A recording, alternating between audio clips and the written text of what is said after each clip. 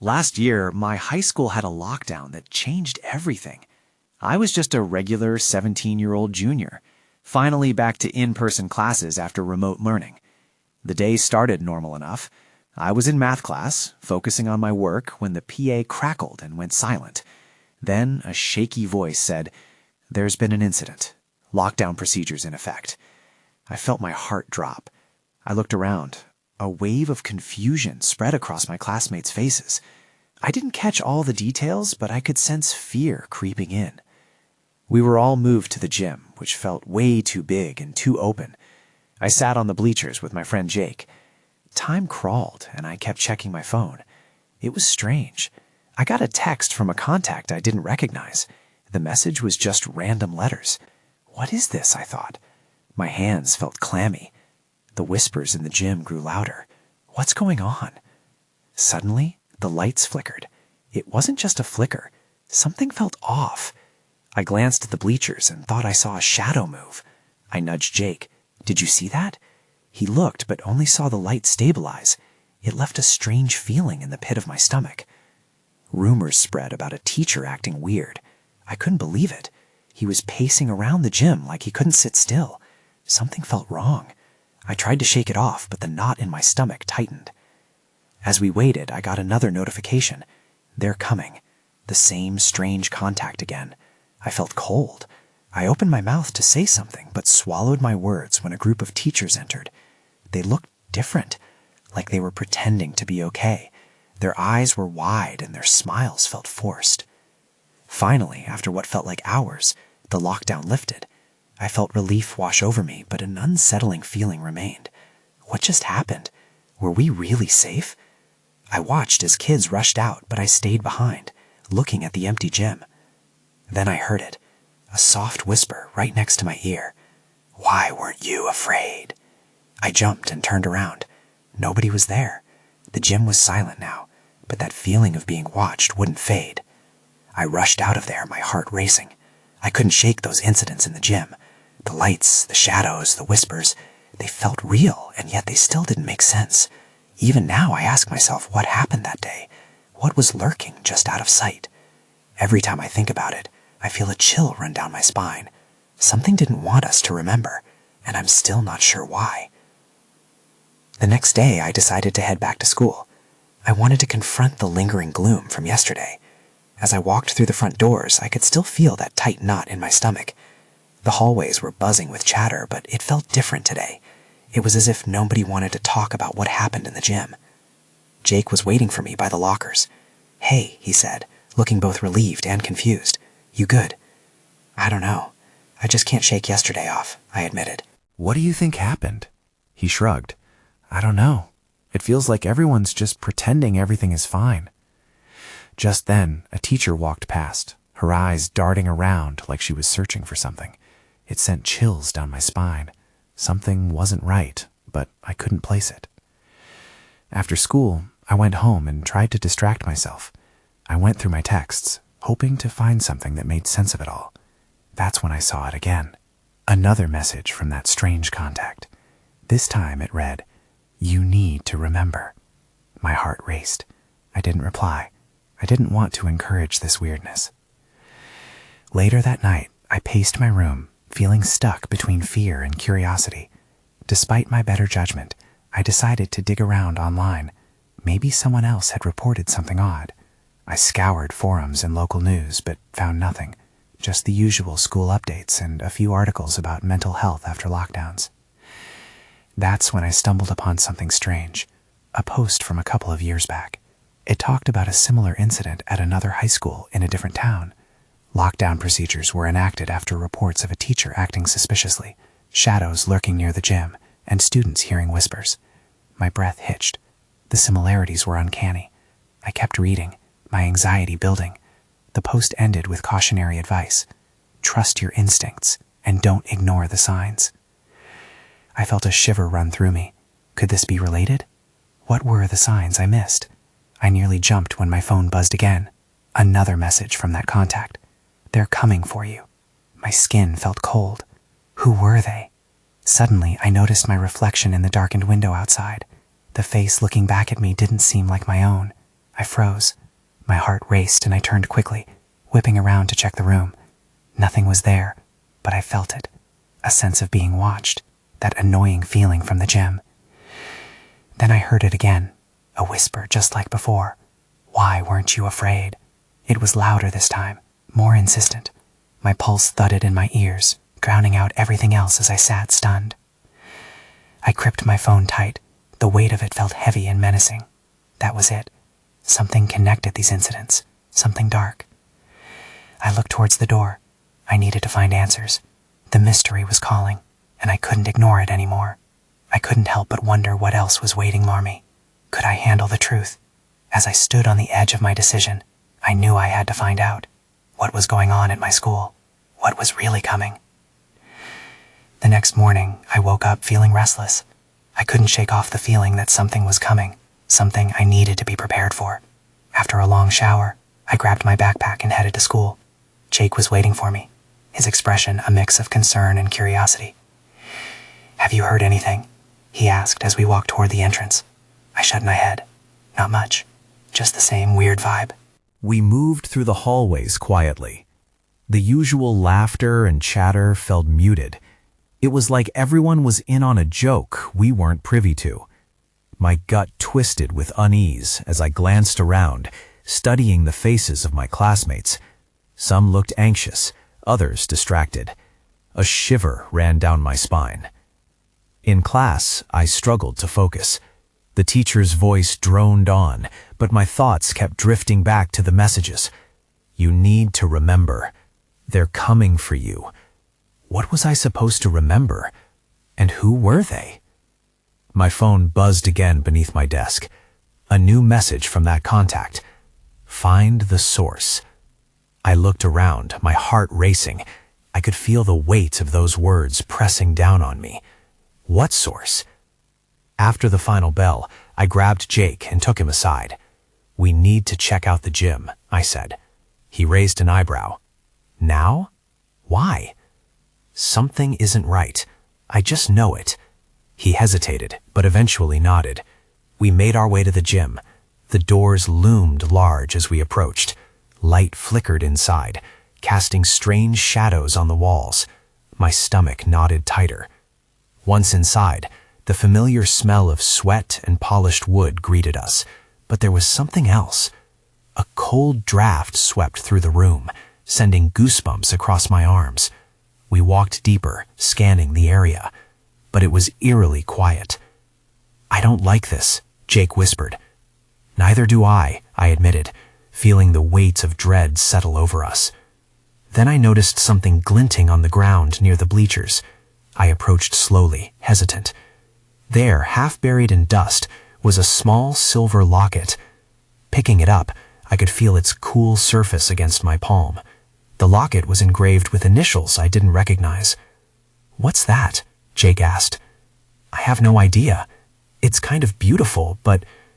Just then, I shuddered, feeling a rush of cold air whip past me. I whipped around, but the gym was still.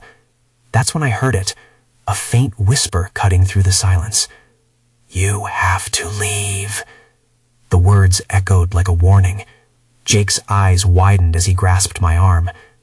"Did you hear that?" I nodded. Panic surged in my chest. Just then the lights flickered violently, plunging us into darkness. My heart pounded as I clutched the locket tightly. "Let's get out of here," I urged, pulling him toward the exit. As we raced through the gym, I had the feeling that something was right behind us, watching. Once outside, I breathed in the fresh air, my heart still racing. That was insane. We need to figure out who that locket belongs to and what it means. It could be a clue. Jake nodded. But what if we're digging up things we shouldn't? That's a risk we have to take, I said firmly. With the lingering whispers in my mind, I knew one thing for certain. The answers I sought were buried deep, and I was ready to uncover the truth, no matter what it took. The next day at school, the strange energy hung heavier than before. I caught myself glancing at my phone more often than necessary, waiting for another message. I still clutched the silver locket in my pocket. its cold weight reminding me of the eerie feeling from the gym. Jake met me at my locker, and I noticed the worry etched on his face. "Did you sleep at all?" he asked quietly. "Not really," I admitted. "I keep thinking about what we heard."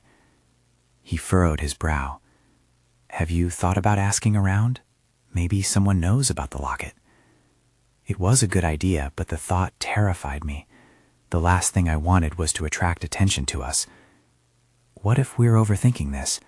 What if it's just a random piece of jewelry? "Or it's a warning," Jake replied. "We won't know unless we try." I reluctantly agreed. We decided to start with the history teacher, Mrs. Thompson. She loved sharing old stories about the town, and maybe she could help us. We found her in her classroom, surrounded by posters of historic events. Her spectacles perched on her nose, she looked up with a welcoming smile. "What can I do for you two?" I took a deep breath, unsure where to start. "We found this locket in the gym. Do you recognize it?" I pulled it out, and as soon as she saw it, her expression changed. "Where did you get this?" she asked, her voice tightening.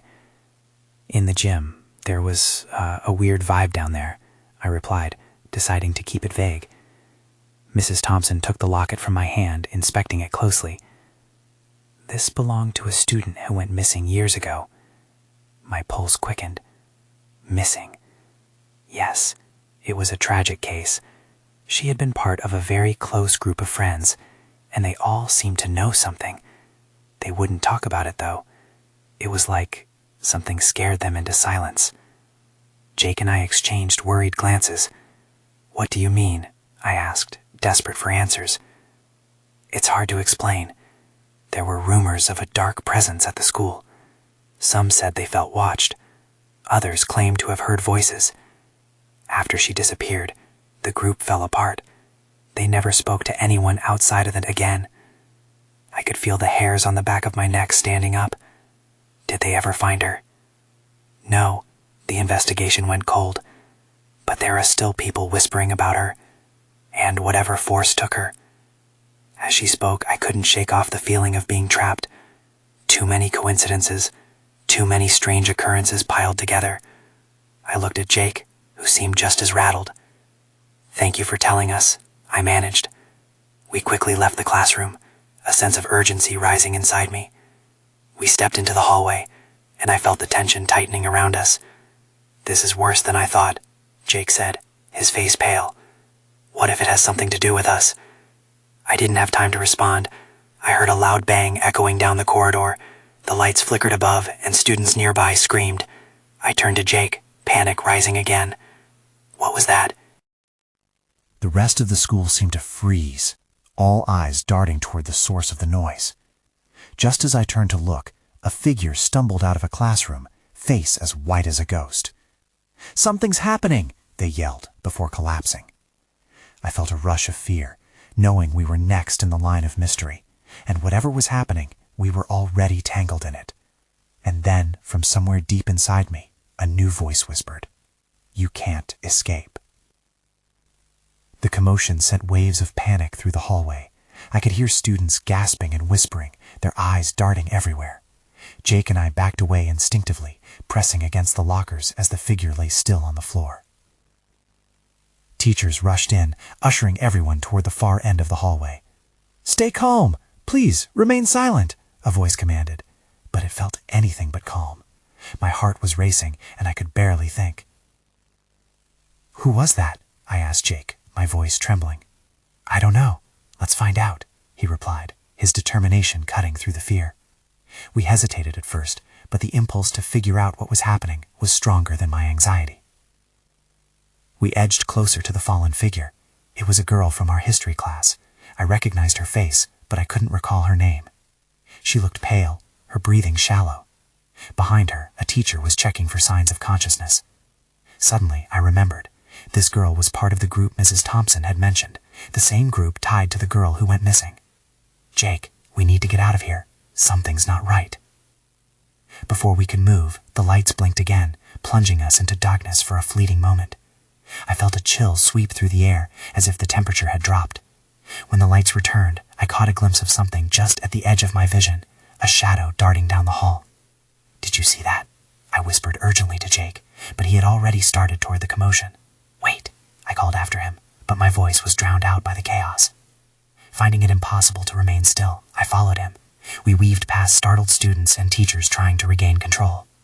The girl on the floor was beginning to stir, her eyes fluttered open. You have to stop them," she gasped, her voice barely a whisper. "Who?" I pressed. "Who do we stop?" But she couldn't answer. The teacher by her side squeezed her hand, urging her to rest. I could see the fear in the teacher's eyes. It was clear something supernatural was at play, and no one had the answers. "Let's get out of here," Jake insisted, tugging in my sleeve. "We're not safe here." I nodded. I could feel the urgency rising in my chest again. We needed to leave this place, to figure out what was really going on. As we turned to make our way toward the nearest exit, the fire alarm blared, sending another wave of panic through the building. But as we pushed through the door toward the exit, something heavy felt like it hit my chest. It pulled me back, as if something or someone was holding me in place. I squirmed my way forward, but the force only tightened around me. "Anna, come on!" Jake's voice cut through the chaos. That's when I saw it, a shadow coiling back into the darkness of the hallway, and with it, the cold voice returned, chilling my soul. "You can't leave. Not yet." Panic fogged my vision. As I fought against whatever was restraining me, my eyes locked on the shadow, and I knew, deep down, this was just the beginning. I strained against the grip, panic flooding my body as I tried to move forward. Jake's hand was outstretched, but I could feel the weight of whatever held me in place sinking deeper. "Anna, you have to fight it," he shouted, voice laced with urgency. I blinked rapidly, trying to focus on him, but the shadow kept pulling me back. It felt like ice coursing through my veins, sapping my strength. "I can't," I gasped, feeling breathless. And then, an unexpected surge of energy surged through me, like an electric current. The pull faltered for a moment. In that brief instant, I broke loose. I stumbled forward and grabbed Jake's hand, dragging him with me toward the exit. But the moment we broke through the door, everything felt different. The air outside was thick, and the sky loomed overhead, overcast and ominous. I had expected chaos outside, but the courtyard was eerily quiet, like the calm before a storm. The shrill wail of the fire alarm faded slightly, but still echoed in the distance. "Where is everyone?" Jake muttered, scanning the empty space. The only sound was the distant chatter of people somewhere beyond the entrance of the school. "I don't know," I whispered, anxiety creeping back in. "We need to call someone." He pulled out his phone, but the screen flickered. No signal. "Of course," he said, his frustration seeped into his voice. Then I noticed something moving just outside the school's perimeter. Shadows darted behind the trees lining the property, flickers of movement that sent chills down my spine. "Jake," I said, my voice quaking, "did you see that?" He nodded, eyes narrowing. "We're not alone." Why was I feeling so uneasy? This all felt like a nightmare playing out in real time. We couldn't stay here, but the only way to safety was to return inside and confront whatever this was. I took a deep breath. "We have to go back. We need to find out what happened to that girl." I couldn't shake her last words. "You have to stop them." Who were they? And what did she mean? Jake looked hesitant, his gaze darting back to the entrance. "Are you sure? It could be dangerous." "Staying out here feels just as scary," I said, my heart pounding against my chest. "We can't just ignore this." Reluctantly, he nodded, and we made our way back inside. The hallways were dim, and the air was thick with tension. As we stepped back into the building, the lights flickered again, dimming to barely a glow. I felt the chill return, and dread descended. And then came the whispers, faint at first, but unmistakably growing louder. I turned to Jake, eyes wide. "Do you hear that?" The whispers surrounded us, echoing through the halls, weaving in and out of our thoughts. They were incoherent, but filled with urgency. It felt like they were warning us. Jake squeezed my hand tighter. "Anna, we shouldn't be here." That's when I spotted it again, the shadow at the end of the hallway. This time, it didn't. What did that mean? "No, don't," I screamed, feeling paralyzed as the darkness loomed closer. The air crackled with energy, and in that moment I realized this wasn't just about us anymore. We had stumbled into something much worse, and we were running out of time. Chapter 2. I was still reeling from the shadow's voice when the whispers intensified, pressing against my ears like an unwanted tide. "We have to go," I shouted, pulling on Jake's arm. The flickering lights above us cast erratic patterns on the floor, giving each shadow a life of its own. I could feel some primordial instinct urging me to run, to escape this place. But Jake hesitated again, his eyes darting around. "What if we can find a way to help?" he asked, clearly wrestling with his own fears. "We can't help her if we're trapped here," I said, panic rising again. The darkness seemed to pulse around us, as if it were alive and hungry. And then I saw something move in the corner of my vision, a flicker of white fabric. I turned my head sharply. It was the same girl, the one from the video. Her face was pale, almost ghostly, but her expression was far more distraught than I remembered. "You have to stop them. They're coming for you," she screamed, her voice slicing through the whispers. I felt Jake stiffen beside me. "Wait, what do you mean?" I called out, desperate for clarity. But she didn't respond. The shadow loomed closer, its shape twisting and turning like a snake catching its prey. "You're part of this, Anna." Each classroom we passed was dark, some with their doors slightly ajar, creating an unsettling invitation to peer inside. "Where's everyone?" I gasped, skidding to a stop in front of a math room where graffiti marred the walls. I hesitated, feeling an unexplainable pull toward the chaotic script. Before I could think about it, Jake tugged me away. "Focus. We need to find a safe place." I glanced back at the shadow, which was now a small mass far down the hall. For a moment, it seemed as though it was contemplating its next move. "Let's get to the gym," I suggested. It was the largest room in the building. Maybe we could barricade the doors or find something to defend ourselves. As we sprinted toward the gym, I grabbed at a few scattered chairs and pushed them in front of the door once we entered. The gym lights flickered on and off, illuminating sweat stains and echoes of laughter frozen in time. Suddenly, the whispers morphed into something more sinister, a chant growing louder, filling the space. "We need to find out where it's coming from," Jake urged. But before I could respond, the fabric of the air seemed to ripple around us. I squinted into the shadows looming at the far end of the gym. "Jake, are you seeing this?" Out of the darkness emerged figures, their faces obscured, wearing makeshift masks and cloaks that glided as they approached. Instinct kicked in, and I yanked Jake behind the bleachers. "They're here," I whispered, fear gripping me like a vice. The figures moved closer, their whispers intertwining with the chilling laughter that echoed against the walls, creating a symphony of dread that wrapped around us. And then I understood. They were not just looking for someone. They were waiting for us. "Anna," Jake's voice broke through my thoughts. "What do we do now?" I looked at him, my mind racing. I wanted to scream, but no sound came out. All I could think of was the girl's warning. We were running out of time, and something dark was closing in. Then everything shifted. One of the figures turned toward us, and for a moment, I thought I recognized the eyes behind the mask. My skin prickled. And then, with chilling clarity, I knew we were deeper into this than I'd ever anticipated. "Get ready," I whispered, heart pounding anew.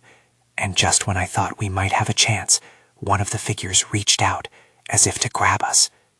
That's when the lights went out completely. Chapter 3. Complete darkness engulfed us. My heart hammered against my ribs as I gasped, trying to make sense of the sudden absence of light.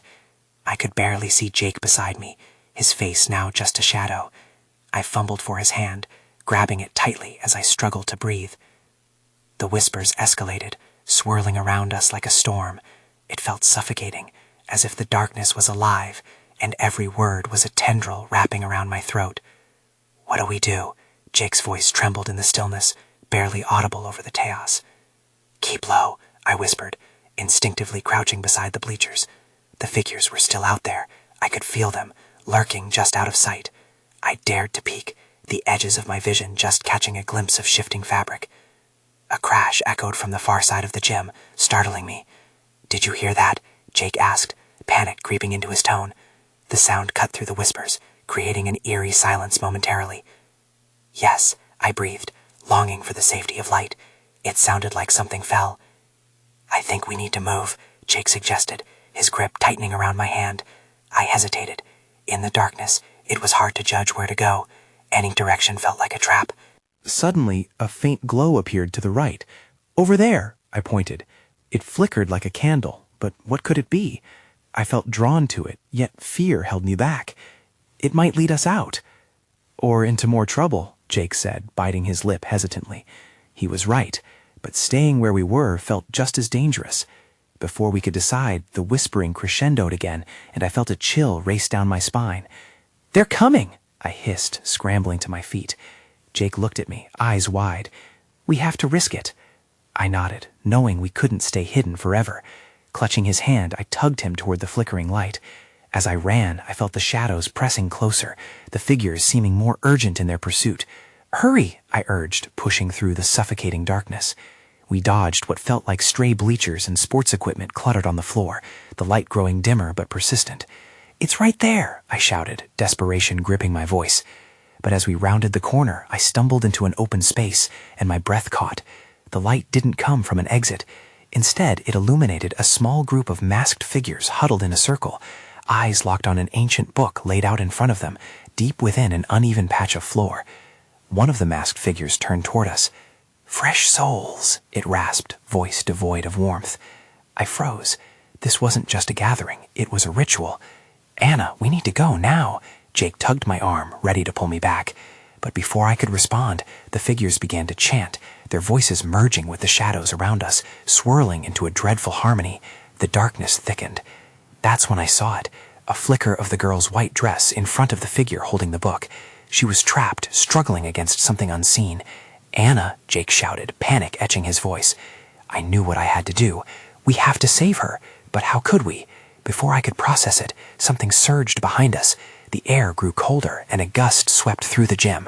The chanting intensified, and I suddenly realized we were caught in something much bigger than just fear. I turned just in time to see the darker figure lunging for us, hands outstretched.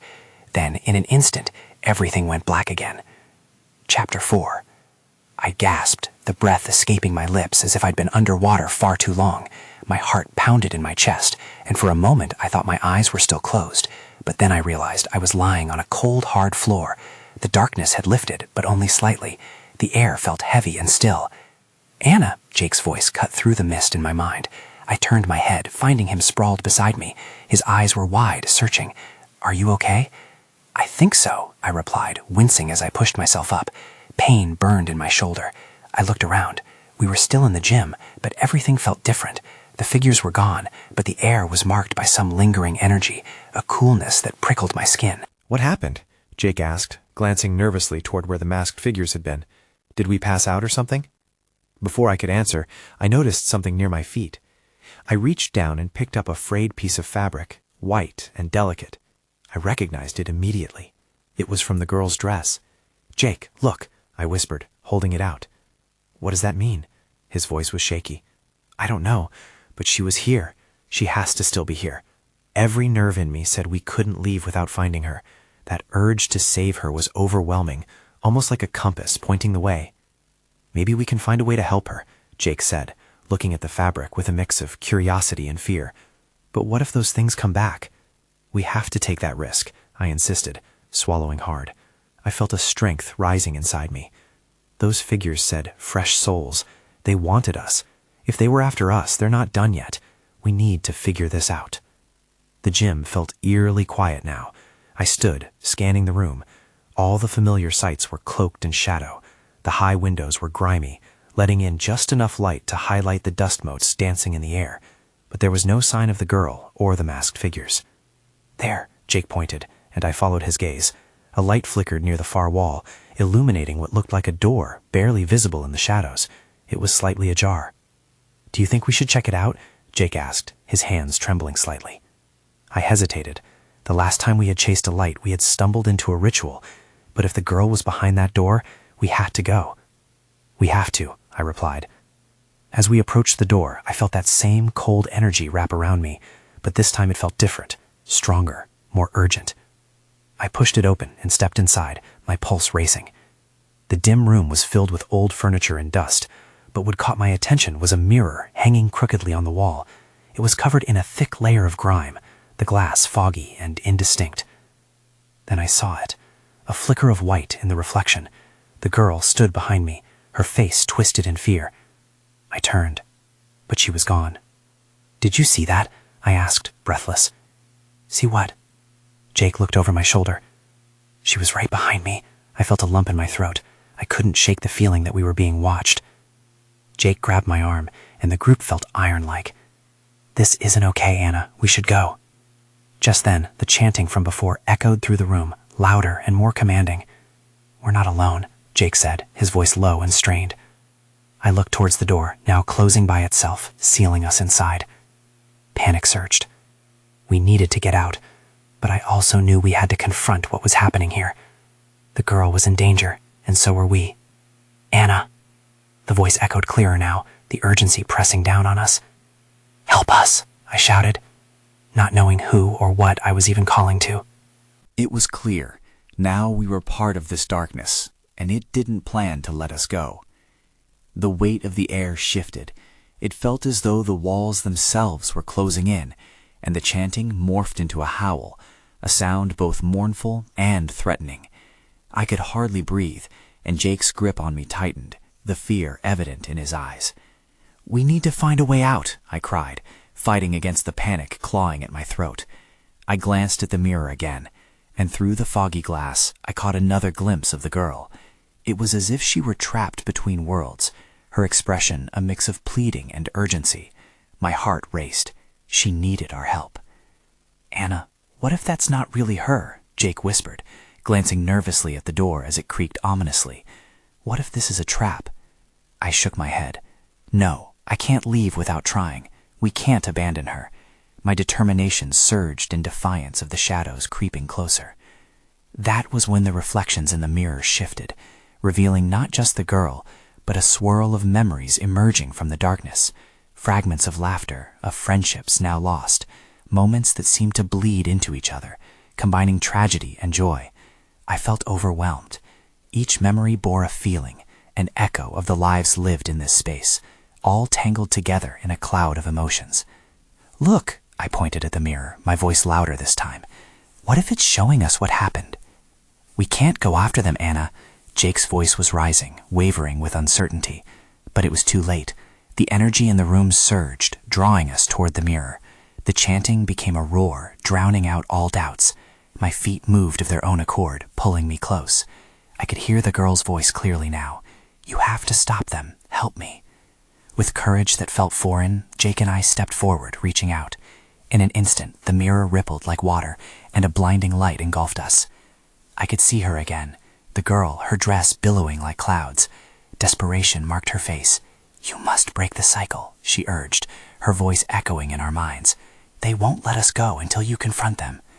Suddenly, the dark figures from the gym surrounded us again. Their faces were hidden, but I could feel their malice, their hunger. It was suffocating. "You should have left," one hissed, its voice dripping with disdain. "I refuse to be a part of this," I shouted, summoning every ounce of strength. "We didn't do anything to you." The figures recoiled, momentarily taken aback, giving us just enough room to breathe. "You are all part of our game," they murmured. "You cannot escape." But within that fog of anxiety, I saw the flicker of the girl in the distance, a beacon of hope amidst the chaos. "Jake," I turned to him, determination igniting. He nodded, resolve hardening on his face. Together, we charged, breaking through the mass of shadows. "Leave us alone!" I yelled, our combined force radiating outwards like a shield. The figures shrieked, their forms wavering as I felt warmth enveloping us, pushing them back. Suddenly, everything shifted again. The world spun, and with a final surge of energy, we were thrown out and landed on a cold, hard floor once more, gasping for air. We were outside. The sunlight poured down, bright and almost blinding. My heart raced, the hand of darkness falling away. I blinked rapidly, trying to comprehend what had just happened. "Did we do it?" Jake panted, looking around at the familiar courtyard, now teeming with students moving about like nothing had happened. I think so, I stammered, uncertainty clawing at my mind. But then I felt it, a cold spot on the ground beneath me. I glanced down and saw the locket, lying prominently in the grass, untouched by all that had unfolded. "It's over," Jake whispered, but I couldn't shake the feeling that we hadn't fully escaped. The last echo of the girl's voice rang true in my mind. "Help me." "Yes, we saved ourselves," I murmured. "But what about her?" As the faint whispers dissipated, I realized that while we had survived, questions still lingered in the back of my mind. What would happen to those tied to this darkness? Who or what would come next? I glanced back at the school, its walls now silent. Only time would reveal the answers. I moved to a different city after that. Sometimes I wonder if that girl is still there, if those things still happen. But mostly I try not to think about it.